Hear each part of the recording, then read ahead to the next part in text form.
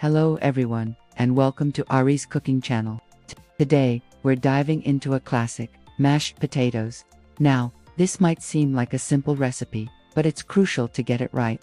Have you ever ended up with mashed potatoes that are chewy or gluey? It's a common problem, but don't worry, I'm here to help.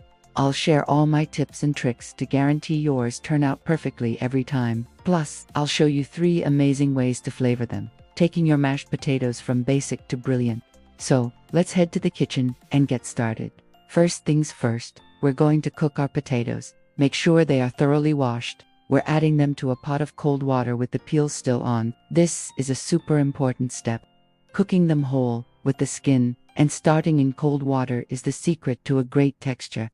We'll let them cook for about half an hour, or until they're nice and soft. You'll know they're ready when a knife slides in and out effortlessly. Once they're done, we'll carefully transfer them to a plate to cool down just a bit. Now, I highly recommend peeling them while they're still hot. The skin will come off so much more easily. As we're peeling the potatoes, let's get our creamy mixture ready. In a small saucepan, we'll gently heat 1 cup of heavy cream, a splash of milk, and our butter. We'll just let that warm up and melt together while we finish peeling. Alright, our potatoes are peeled, and we're ready for the magic. I'm using a potato ricer to get that perfectly smooth, fluffy texture. If you don't have one, a simple bean masher works great too, no problem at all. The key is making sure your potatoes are cooked through and very, very soft.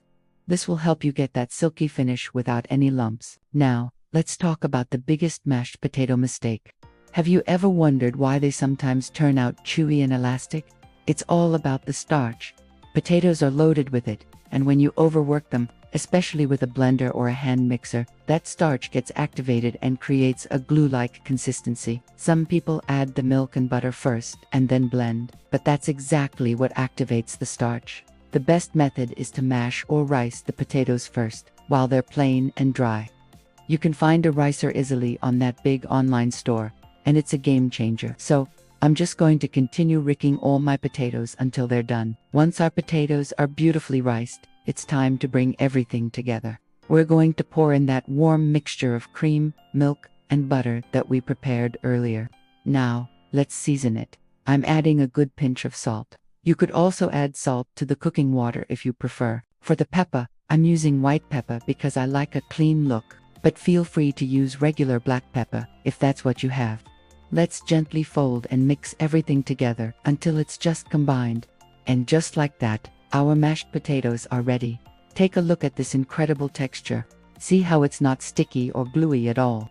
It's creamy, it's fluffy, it's perfect. Now, keep in mind that mashed potatoes will thicken up a bit as they cool. If you want them a little looser, just stir in a splash more hot milk.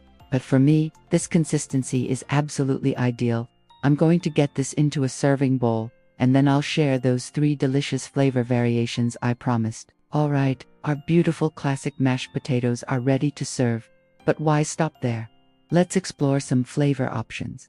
For our first variation, you can simply add a teaspoon of garlic powder along with your salt and pepper. This gives the potatoes a wonderful, subtle garlic aroma that's absolutely delicious.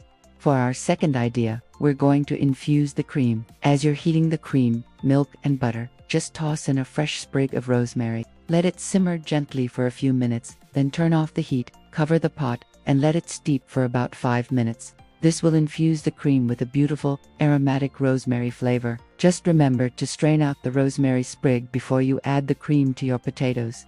The result is so fragrant and rich. And for our third and final variation, let's add some cheese. Who doesn't love cheesy potatoes?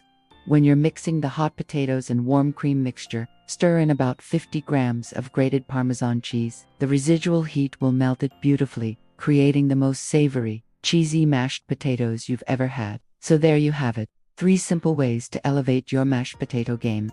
Whether you go for garlic, rosemary, or Parmesan, you can easily switch things up. The most important thing is to have fun with it and cook with love. Thank you so much for watching. If you enjoyed this recipe, please give this video a thumbs up and subscribe to the channel for more. See you next time.